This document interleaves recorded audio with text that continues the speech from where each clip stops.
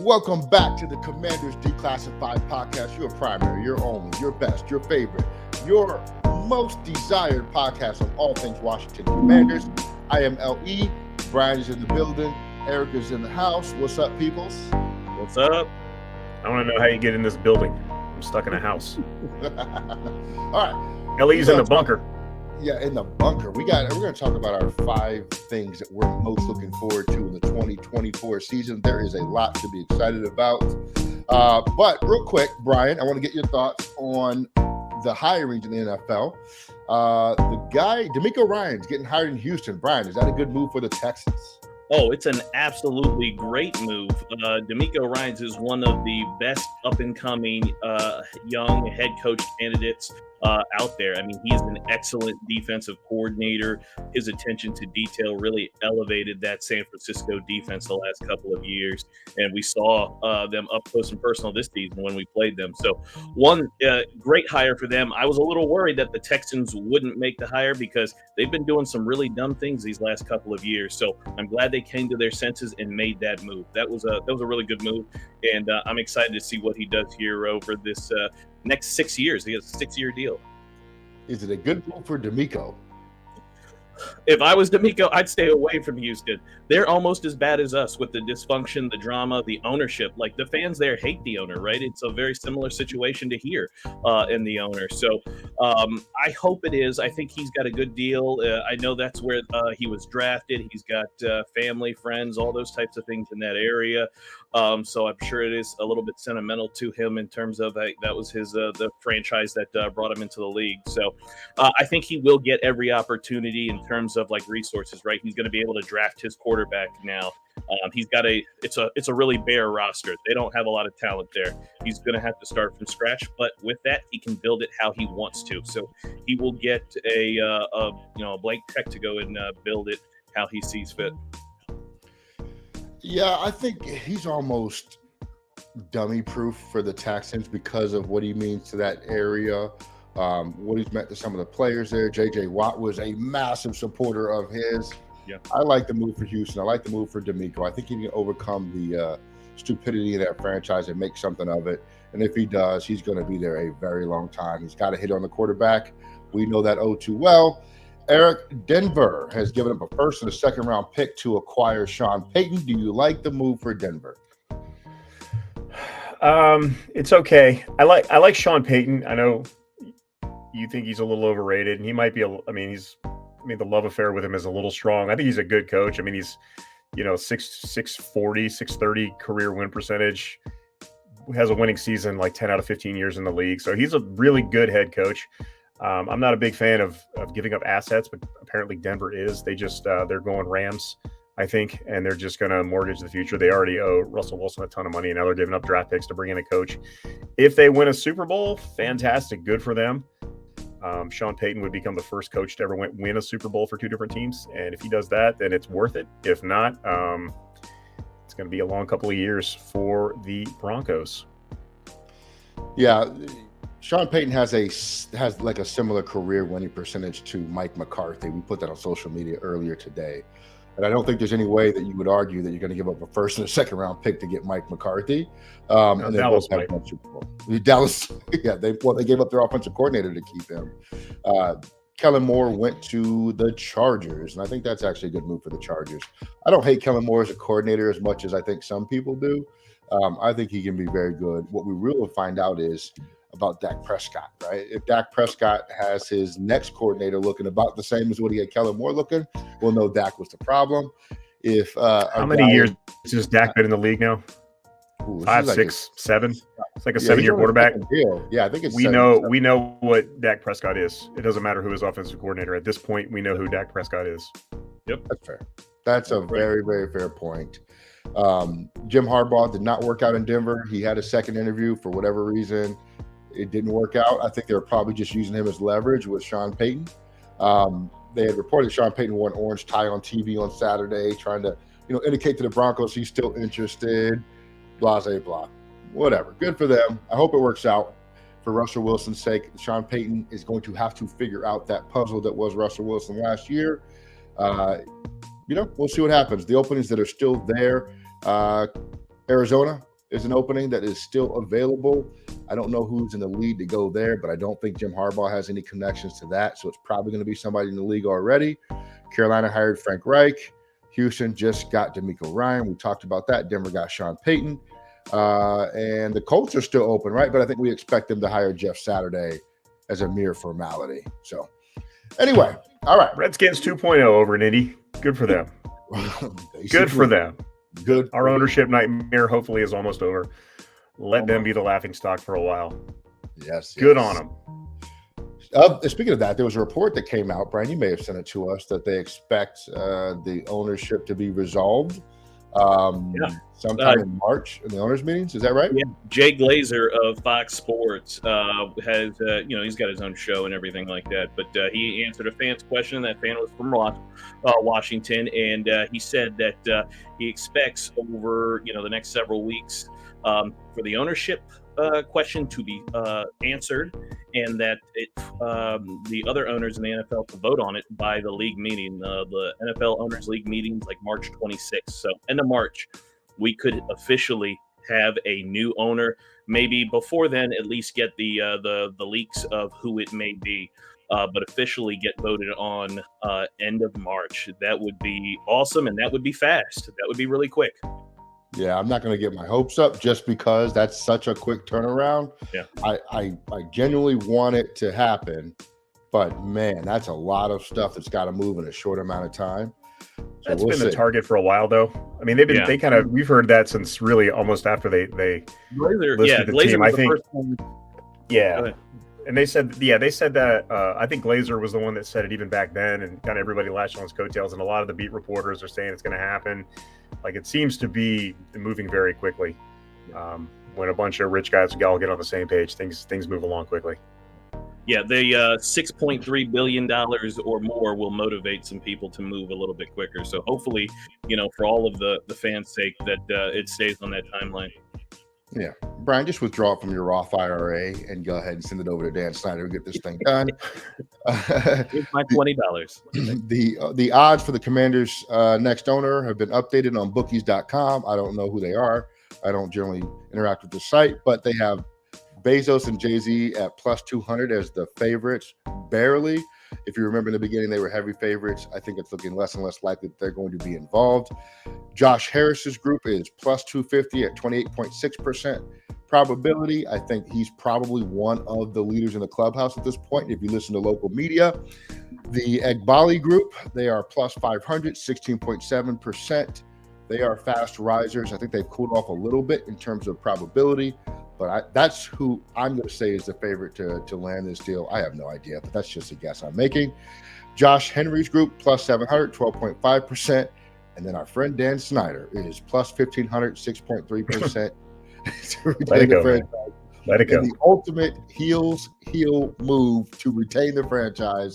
My God, that would just be what a scene if he announces he's staying on board. If he does, my main takeaway here is how many rich guys there are named Josh. Does that strike you as a rich guy name? Yeah. This is like a kid who ate paste in like first grade. That was Josh. I don't know. I don't know too many rich Joshes, but I guess they're out there. Yeah. Byron Allen is plus 2,500, 3.9%, basically saying almost no chance. Ted Leonsis and the rest of the field is at 14.8% chance. So we don't know, but it's always fun to take a look. Let's jump into the Commander season 2024. Brian, take it away. Give us your 5 things that you are most excited about for this upcoming season. And before you do, if you are not subscribed, make sure you subscribe. We do 5 things videos all over our YouTube channel. They are phenomenal. Go check them out. This is sort of a mini preview of that, or maybe an extended version of that. Brian, take it away. Give me your 5 things. And actually, Ellie is the originator of the 5 things video, just in case anybody wanted some trivia. My 5 things that I am looking forward to this season. The first one is Sam Howell. I want to see a young quarterback play here. I'm very sick of the veteran retread guy coming in here. Lots of price tag and nothing to show for it. Sam Howell, he's got ability. Can we develop him? Can we support him? I want to find out. New offensive coordinator. That is, we are going to get a new offensive coordinator. Who it will be, Eric Bieniemy, Zampese, Pat Shurmur, who knows, anybody else, Charles London. We will get a new one, and it will be good to see on 4th and 1, maybe Brian Robinson gets a play, and maybe not a toss play or something like that, or maybe no more Curtis Samuel reverses. Number 3, a desperate Ron Rivera. Ron Rivera has been very comfortable these last couple of years with this slow, methodical approach to 8-8, which is where we got this past season.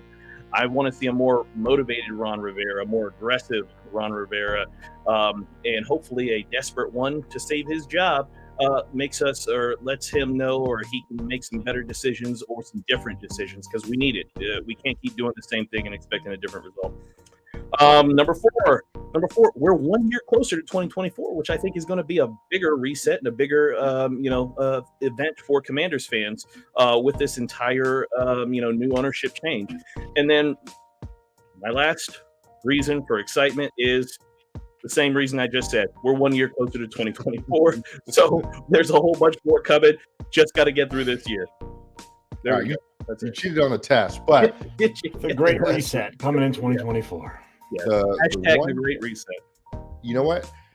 You bring up an interesting point with Rivera in terms of, is he going to coach scared, trying to protect, us, or his career, his legacy? I don't know what you want to call it, but just Well, not coaching to scared, be but- 8-8. Yeah. Or is he going to let it all fly and say, you know what, screw it. I may not be here next year, but I'm going to do things the way that I want to do them. Yes. And we're going to go out fighting, and go out swinging. Because it feels like to this point in his career with us, he's coached to a very safe result. Yes. Time and time and time again. I will be very interested in what you said to see if he changes that philosophy and just says, screw it. You know what? Terry down there somewhere, or whatever Heineke would say. That type of mentality. Yeah. You're Nope. exactly right. Like, Ron is he was a linebacker on the 85 Bears. Like, he's got to be an aggressive dude. Like, you couldn't be a soft guy and play on that defense there. Like, I want to see that. I want him to coach like that this year. I want to see some bigger risks. I want to see him be a little bit more aggressive, show some emotion this year. And I think that may help him, as opposed to this kind of reserved thing that he's been doing these last couple of years. What I say about Dak Prescott before. This is Ron Rivera's 15th year coaching. Like, we know what Ron Rivera is going to do as a coach. He has been able to do whatever he wanted for the last 3 years, and it's his team. I will never take anything away from the fight in his teams. They're always out there. They're always going to hit you in the mouth, but they always finish 7-10. And I think desperate Ron Rivera still ends up being 7-10 Ron Rivera. All right. There you have it. And I also think passive aggressive Ron Rivera is 7-10. I think he's the new Jeff Fisher, as people have been saying for a while. He's just a mediocre. He's going to coach mediocre teams that finish with mediocre records. Just is what it is. I love Ron, respect Ron. I will say to my dying breath that he was the right hire at that time for this team, but the time is over. It's time to move on from Ron. Unless we win 9 games. All right. No, Eric. Nice. Nice. Yeah. Just win 4 games. He's back. Yeah. Eric, what do you got, man? Your 5 things you are most looking forward to in the 2023 season. Yeah. Well, this was a very, very difficult test for me because I have made it very clear that I am checked out already on 2023. I really have very little interest in this upcoming season because I just know what's coming ahead. But there are some silver linings to look forward to. Number one, as we said earlier, an ownership change, likely, possibly even as early as March. Just ending the Dan Snyder nightmare, that it's finally going to come to an end. That is a fantastic thing to look forward to. Are we starting a new owner nightmare? Probably, but the Dan Snyder one, the one we've been in for 20 years, is over. And I'm more than happy to see that. I am looking forward to a new owner, regardless of who it is. I will hate you in 2 years probably, but I will love you when you take over for Dan Snyder. Number 2, Brian kind of alluded to it earlier, finding out who this new offensive coordinator is and if he can score more than 19 points a game, because that is apparently very difficult to do when you work in Washington, D.C. As an offensive coordinator. Is it going to be, as I think, probably Ken Zampese getting promoted? Maybe. Is it going to be Pat Shurmur? Possibly. I highly doubt Eric Bieniemy comes here, but maybe we pull a rabbit out of our hat and land a Bieniemy who's really angling for a head coach job. He's likely a 1-year rental if he's here. If it works out, he's a head coach. If it doesn't work out, he's gone with Ron Rivera out with the bathwater. But we shall see. A new offensive coordinator is on the way. Looking forward to that. Number 3, also in agreement with Brian. I just want to see Sam Howell play. Why not? I'm tired of bringing in guys who, are trying to revive their career, bringing in guys who are past their prime, bringing in guys. I'm just tired of doing it. Why pay somebody to get a 7-10 result when you've got a young, cheap guy already on staff that you haven't seen yet? He'll take you to 7-9 just as easy as Patrick Mahomes will with this team. It's just what we're going to do. We're going to finish with 7 wins. So why not do it with Sam Howell? I like Howell. I liked him in college. I was really looking forward to drafting him. I would have taken him a lot higher, as this coaching staff has said that they would have too if what had happened hadn't happened. But we got him. I want to see him play. Send him out there.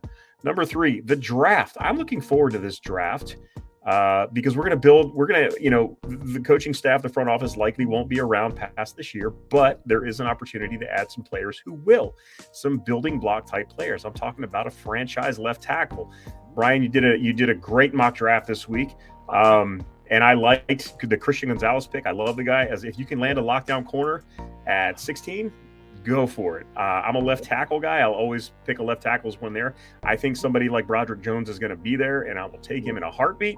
But I'm not going to be mad at a lockdown corner. As long as we don't try to draft a quarterback, Lawrence, in round 1 this year, I'm fine. I think we can land a great building block for the future in the draft this year. And number 6, this is the old Washington Redskins Commanders fan in me. But we know that as a coach's time in this city winds down, the drama kicks up. The leaks start coming out. Just like we saw with Scott Turner toward the end of the year, you start hearing grumbles, you start hearing retweets, reporters just letting stuff slip. That's going to start probably around week 9 for this team. Right after they decide to run the ball and they win 4 games in a row and then drop 2. We're going to start hearing the leaks. We're going to start hearing the grumbling, the drama. Hopefully it's the last time that we'll have to deal with it for a long time. Hopefully this new ownership can get a front office and a coaching staff in place that'll be here forever. But it's coming this year. Why not embrace it? It's going to be just a nightmare of a year. Just enjoy the last remnants of the Dan Snyder era, the drama, the leaks coming out of the locker room. And I'm kind of looking forward to it just as kind of a last hurrah. So those are my 5 things that I'm most excited about for 2023. And yes, it is an extremely depressing list. I thought it was a good list. The leaks one is an excellent point because, man, do those things start leaking? Yeah, they do. The leaks start leaking. About players, coaches, everybody. That's a real good list. And it's 30 minutes before game time on Sunday when the Washington Post dropped their story, right? That's usually how it goes. Yeah, like Heineke stole all his Jordans. He didn't actually buy them or something. That's coming out. He took them out of the players' locker room after he gave it to him. Yeah. So about the Bieniemy thing, I don't think we can understate how much that actually is a possibility, in my opinion. I was talking to Brian about this earlier this week. In the game, when the Chiefs were playing the Bengals, there was a critical moment on the last drive. Andy Reid's in the huddle, talking to the quarterback, talking to the receivers. The offensive coordinator, Eric Bieniemy, is about 4 feet behind the huddle, just standing there, holding his play sheet like this, like a lost puppy, right? That is exactly why Eric Bieniemy needs to get out of and probably wants to get out of Kansas City to establish his own identity as a coach. It's not working for him to become a head coach in his current path. That trajectory is not taking him there. He has to go somewhere, become something on his own merit, and then he'll get some of those opportunities, hopefully. This is the ideal situation for that. Now, does he think that way? I don't know. Is it, that's though? how I see it. Is it the ideal situation? I mean, maybe. I mean, we have good skill positions, but our offensive line is a mess. Quarterback is a mystery. Unless Bieniemy's a really big Sam Howell fan, I definitely agree. Bieniemy will not be in Kansas City next year. He will be somewhere.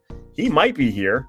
Wouldn't surprise me per se to have him be here, but it would be. I would do a double take if he chose this organization. Although the best reason being that like I said, there's a 100% chance if he's here, he's one and done because either he's a head coach or he gets tossed out with the rest of the staff. But why not DC, I guess, if he's a big Sam Howell fan. Just don't talk Ron into drafting Anthony Richardson at 16, and you'll be fine with me. I think this is actually, I think Ellie's right. This is an excellent opportunity, right? Because I think that our position here, it's always looked at from outside as chaos. It's turmoil. They don't know what they're doing. So if Bieniemy does come here, especially right with the looming ownership change and future uncertain, and he performs, and he doesn't need to have the number one offense, right? That's not realistic. But if he comes here and gets us to middle of the road, we're on the fringe of a top 15, something like that. That's huge. Like, he rewrites the narrative on himself. It becomes, hey, he really was all these things that we initially thought about Eric Bieniemy.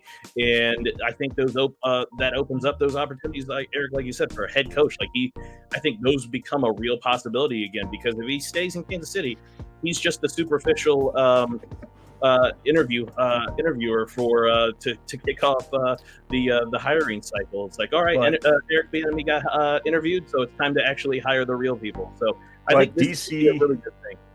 It's a gamble for him. It's a huge gamble because he can lose huge if he can't get it done here. If he can go, someplace like the Jets, maybe that's got a little bit more stability, not necessarily at the quarterback position, but definitely the head coach. And they're apparently going all in for a quarterback. If he can land he can land in. Oh no, they just hired Nathaniel Hackett though, didn't they? Yeah. The Jets just hired Hackett. Yeah. Like Baltimore, somebody else. Baltimore, yeah. I mean, if he makes Lamar Jackson, Lamar's going to be in a contract year, so he's going to ball out. Yeah, because he's most likely going to be playing on that franchise tag. That's a better situation, in my opinion, than DC. Because if you fail, I even say if you fail, people are going to expect you to fail when you come here. They just are. And if he fails, then the narrative is that he is another one of those Andy Reid coordinators that couldn't function without Andy Reid. And that is a huge gamble on his part. If he believes in himself that much, good on him. And I don't have any problem with him coming here. But I just realized that either way, he's probably only going to be here in 2023. And that's fine. But it's just a massive, massive gamble on his part because he can really, this is potentially career suicide if he comes here and fails. But if he turns things around and things look good, it's a launching pad. So, yeah, we shall see. If I'm Eric Bieniemy, I'm not sniffing DC, but that's just, I'm not Eric Bieniemy. I'm just Eric Etrod 42. Follow him on Twitter. I will say this. If Eric Bieniemy comes here, that likely means a new quarterback. If any of the external, truly external OCs come here, they're probably going to want to bring their own guy in at quarterback. I don't know who that is for Bieniemy. I don't know. But if we're looking at Zampese, if we're looking at the guy, what was the other guy's name that was really familiar with Ron? Shermer. That's a cosign for Howell, in my opinion, for both of those guys. The guy from Atlanta, London, such limited experience. Maybe you bring in a Mariota too with him. I don't know. We'll see. I don't think he wants Mariota. Any of those guys, if they bring in somebody, they're not starters. They're bringing backup level dudes. Zampese would bring in an Andy Dalton. Yeah, they're bringing their version of Heineke here. So, it's not much of an upgrade if they do bring a guy. Yeah. Bieniemy's the one guy I will say I think probably translates to his own quarterback. But we'll see. All right, my list. I have an honorable mention. I call it number 6. I'm looking forward to Jack Del Rio's offseason tweets. Every offseason, he gets himself into hot water, tweeting about something, I don't know what it'll be about, but it's going to be about something. Looking forward to that. Not really. All right. Number 5. I am looking forward to see what happens with Bieniemy Brown in his 3rd year. You saw him make some plays. I still like Bieniemy Brown. Curtis Samuel's contract situation could dictate that he might not be here. I'm not predicting that or saying that because I think you can afford to keep him, but you do have an out on his contract. If he's gone, then Bieniemy slots into your 3rd receiver position. And honestly, I think it's a better fit than what Curtis Samuel was, because Curtis Samuel was like every other gadget person we had on the roster. I thought he was good, but I think we needed just a pure deep threat. Bieniemy can fulfill that, especially if Howell's starting. That chemistry might get to baking and shaking, I look forward to that. Number 4, Jamin Davis. His first 2 years, up and down. This year, more up than down. First year, more down than up. Year 3 is the year you would expect him to put it all together. This season, Ron said that he saw Thomas Davis's progression and Jamin Davis's progression. So this is the year where you'd expect it all to come together, and we have a Pro Bowl or a very near Pro Bowl linebacker out of Jamin Davis. If we get that, I'm sold. I'm excited. Let's go. Let's rock and roll. What number am I on? Number 3? I'm just excited to see whatever happens at the quarterback position. At this point, Sam Howell seems to be the leader in the clubhouse. He's the only guy on the roster. If he's out there, let's see what happens. Whether it's an epic fail or epic success, let's just see what happens. If we bring in somebody else, the other rumor is Derek Carr. Whatever. At this point, I'm so whatever about it. Let's just see what happens. Let's shake and bake. Let's see what's going on. What time it is with the quarterback position. If it's Derek Carr, somebody else, Sam Howell, whatever. It can't be any worse than the quarterback play was last year. Last year was absolutely miserable with Carson Wentz, and it wasn't very exciting with Heineke. You liked his spirit, but the games were just dull last year from an offensive perspective. That's probably more on Scott Turner than anything else. So I'm looking forward to a more exciting offense no matter what happens, no matter who's playing quarterback. Number 2. What are we going to do at running back? The Commanders have sort of botched that position, not in player personnel, but in usage, in my opinion, over the last several years. So I'm looking forward to a new offensive coordinator coming in and organizing our run game. Our run game is a lot of very good parts that are sort of just stuffed in a drawer somewhere, like that messy drawer in your kitchen. That's our running back room right now. A junk drawer. Yeah, I'm looking forward to somebody coming in and organizing that thing and getting these running backs in the positions and the settings that they're going to be most successful. Very much think that is necessary. I think that could help us a ton, regardless of who our quarterback is. So very much looking forward to that. Like on that one, I think like Curtis Samuel's role and J.D. McKissick's role can be combined into one person, and that person should be Gibson. Like if you're going to have a receiver runner, it has to be Gibson. Like I don't want Curtis Samuel running the football, and it doesn't look like J.D. McKissick is probably going to be playing football again. But he was an excellent pass catching back. Like that's what Gibson needs to be. Like we have too many guys trying to all do the same thing, and we need to kind of reduce some of that down. So yeah, I'm with you. Somebody needs to organize that, and I think Curtis Samuel can go, and his role and J.D. McKissick's role can be combined and give that to Gibson. And then I see a massive explosion of creativity from a guy like Pat Shurmur at this stage in his career, or Ken Zampese. I mean, those guys are in their late 50s at this point. I don't think you're going to see a revolutionary change in the offense based on those guys. Eric Bieniemy, like I said, come on down. Possibly commit career suicide, but it'll be fun to watch. And then maybe we'll get some good. He's a former running back. He knows how to use running backs, I think. Yeah. Oh, yeah.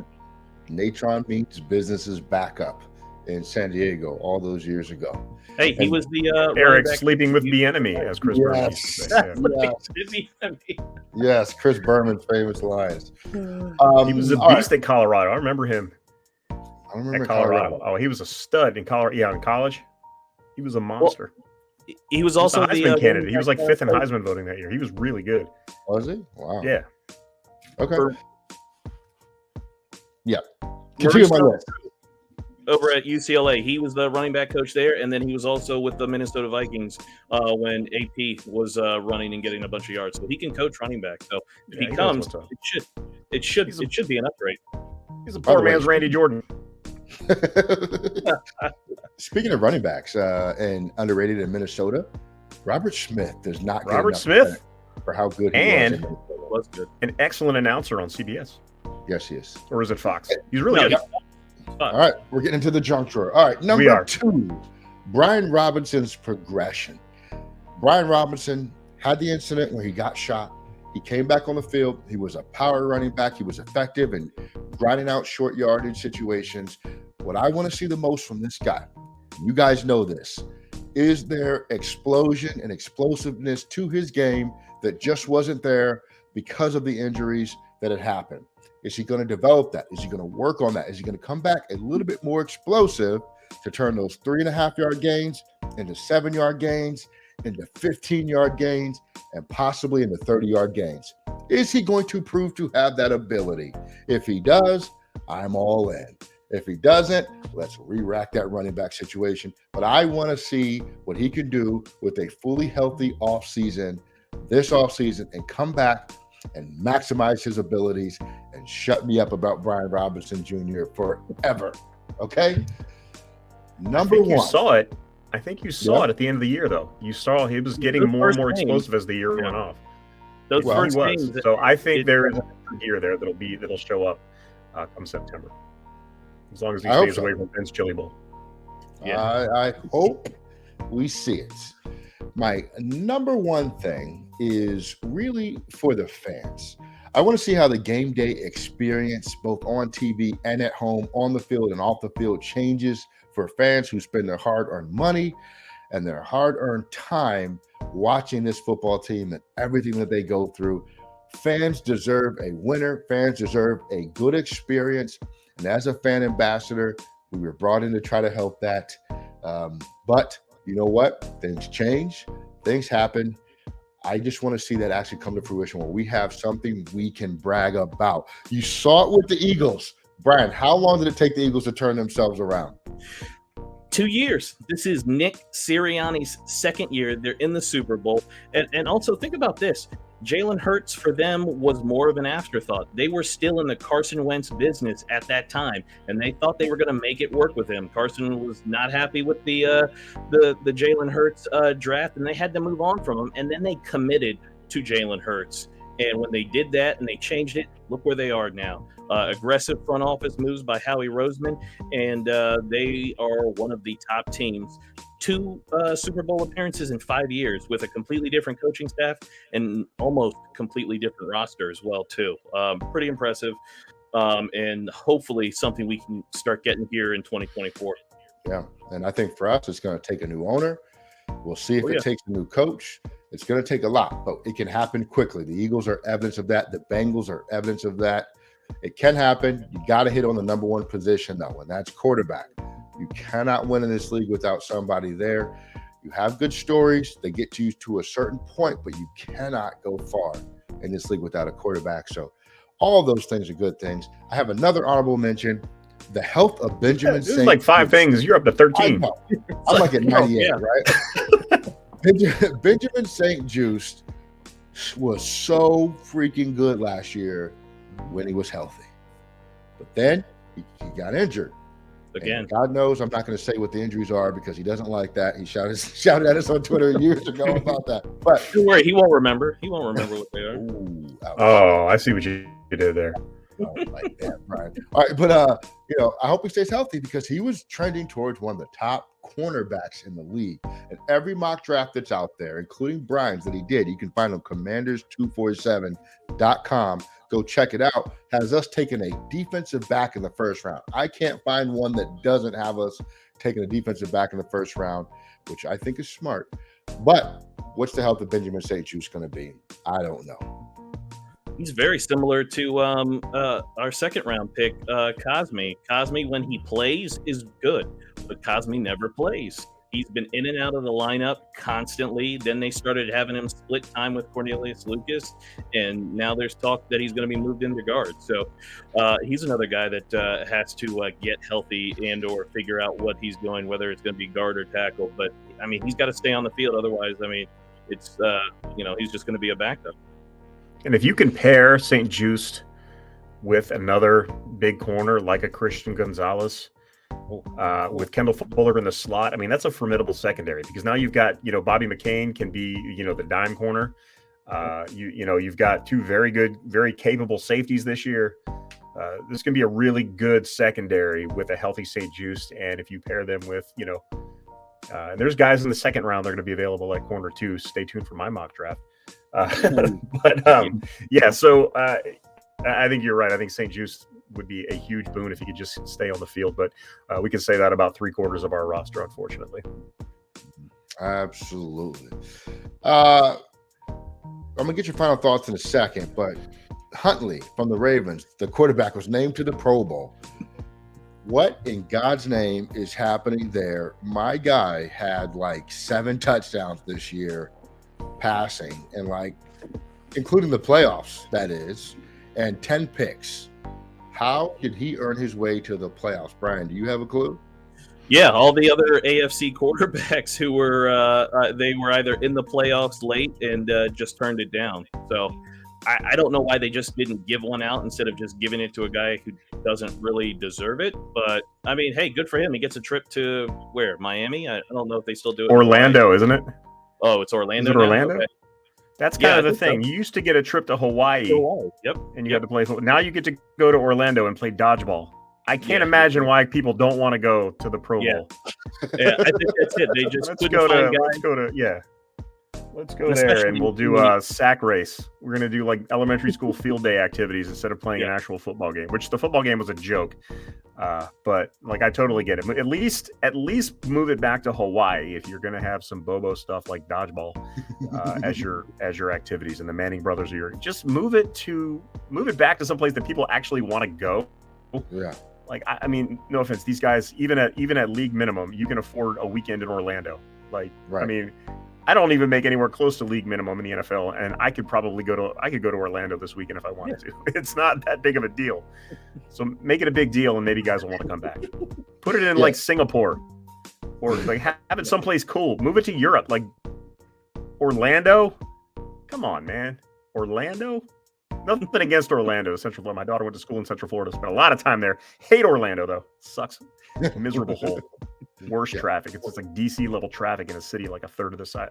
Don't get me started on Orlando, but that's why nobody wants to go to the Pro Bowl. Orlando declassified coming soon. Yeah. Crab soccer coming to the Pro Bowl 2024. That I can see it. Yeah. Was that parachute thing where the gym teachers just threw the parachute open? I don't know. Maybe that was just my gym class. Yeah. We sang Old McDonald a lot where I went. I was not in the advanced classes. Not even for PE. Not even for PE. 35 years ago today, Doug Williams became the first black quarterback to start and win a Super Bowl. What do you remember about that? I remember every second of that game. That was the first. So the first Super Bowl I remember was the 83 when we got destroyed by the Raiders. So that's not a good memory. The 87 Super Bowl, I was, I think, 12, 11. I was 11, maybe 12. I don't remember. That was an 80. I was 12. I'm getting old. I can't remember how old I am. But yeah, that was the first Super Bowl where the year that we had a VCR. So we recorded it and I watched it like 100 times. That second quarter was absolutely amazing. That first touchdown pass to Ricky Sanders, I actually hugged my television set during that. That's a true story. No, I remember it was just such a great game. That second quarter when just everything we did worked to a T. Timmy Smith ran for 200 yards. Ricky Sanders had like 190 yards receiving, which Timmy Smith still has a Super Bowl record. Just an amazing experience. And I'm so glad that I'm old enough to remember at least like that happy of a memory. And I remember, Doug Williams waving Jay Schrader off the field. That was like the most baller move ever. So yeah, it was just a great game. A lot of fun to watch. And hopefully we'll have more of those to watch in the future soon, not 2023. Absolutely. I was reading, the Broncos offered the job to DeMeco Ryans. He turned it down. They offered it to him again today. He turned it down again, and that's why they went with Sean Payton after that. So they were trying their best to hire DeMeco Ryans. Could not work it out. So I think somebody in the media just hates Sean Payton if they're leaking stuff like that. Like I don't see the point of he must have ruffled some feathers when he's working at Fox. Yeah. That just seems like a hateful thing to say, especially regardless of what you think of him as a coach. I mean, he's been a coach in the league for 15 years and he's been pretty successful. Yeah. And to just relegate him to somebody's second choice, that just seems like a media hit job in my opinion. Could be very true, I don't know, but it just seems like somebody's trying to do Sean dirty. And I never even liked Sean Payton. I found myself defending him a lot today. But I don't know. I'm not a huge fan of that. It just seems like dirty media to me. It's information that doesn't really help anybody. No, not at all. I think it came from the NFL Network though, so I would assume there's some validity to that. Eric, final thoughts, man. Well, we're heading into the offseason. Let's I really want to see the Eagles lose the Super Bowl, so let's make sure that happens. I know too many obnoxious Eagles fans that I can't. I don't know any Chiefs fans, but there's way too many Philly fans around here. We need them losing the Super Bowl. Nothing against you, Philly, but I actually like Philly a lot. The city gets a bad rap, but it's actually a pretty cool place if you've ever been there. Go. It's City. way better than Orlando, I'll tell you that much. Yeah. Yeah, Philly's a pretty rad place, but I don't want you winning a Super Bowl. So I'm sorry, Philly fans, but you need to go ahead and lose that Super Bowl. That's my final thought. What's yours? Well, you do know a Chiefs fan, Kevin Johnson, in our fantasy football league, is Really? a Chiefs super fan. Yeah, and he's No. rooting for the Chiefs. So good luck to him. We have a few guys in No our idea. league that are Eagles fans. So good luck to them. One But, very vocal bandwagon Bengals fan too. yeah, it was a Dallas Man, it was fan. silver and blue until last year, and all of a sudden. No, man, I'm sorry. Yeah. You know who I'm Shouts out talking to Trey. Yeah, shouts out to Trey, though. All right, my final thoughts are this. Look, this is probably my most favorite time of the football season in general. Post Super Bowl, I'm a huge scouting combine fan. I eat it all up. I love the athleticism on display. I like to see these prospects come in, who separates themselves. I love the analytics of the whole thing.